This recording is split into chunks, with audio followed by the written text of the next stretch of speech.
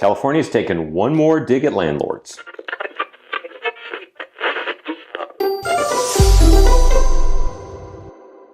Welcome into the Real Estate Minute Show. So California is known for being super progressive and super tenant friendly and having one of the largest homeless populations and most unaffordable places to live in the entire country.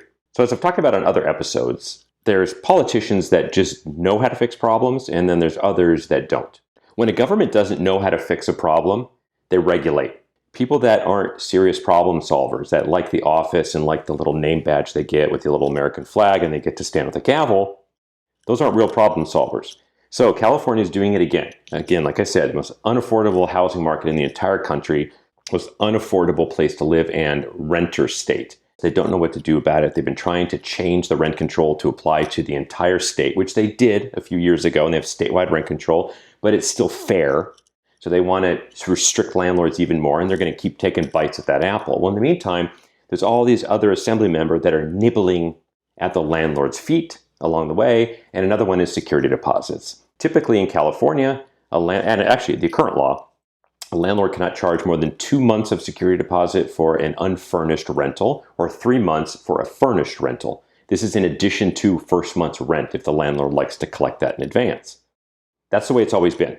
A lot of tenants will only pay 1 month, and a landlord makes that decision in a fair market, whether they'll accept less than that, 0, up to 2 months or 3 months, depending. There's also a rule that you cannot discriminate against a tenant for all the things you would think about, fair housing, this, that, but California has one of the most bloated restrictions on things that'll be considered a fair housing violations, and one of them is source of or type of income. So if they're getting all their money from the government, disability, a friend, you can't use that technically as a basis for denying the tenant occupancy. So get this.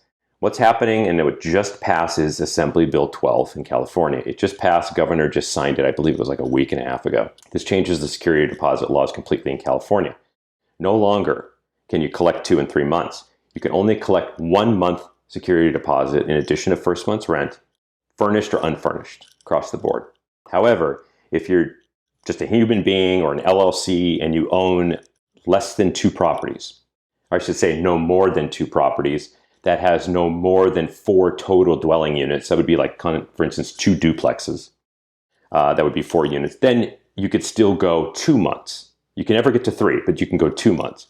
But a lot of these other landlords that own multiple properties, like I have clients that own multiple, 10, 12, 8, 20, they are going to be locked into 1 month security deposit, but at the same time, they might be violating fair housing if they say they don't want to rent to that tenant, if they have credit problems, and also source of income. So it's just, again, they're not real problem solvers, they're regulators, and what happens is a landlord's going to look at those tenants much more strictly now because he can only collect 1 month deposit to protect his downside. So it's going to cause a bigger housing problem. Always happens. When you regulate a problem, it creates a bigger problem. I'm not saying deregulate the problem, but when you solve problems, things start to settle back for fairness for everybody. That's the change in California. We'll see you next week on the Real Estate Minute Show. Thanks for a few minutes of your time.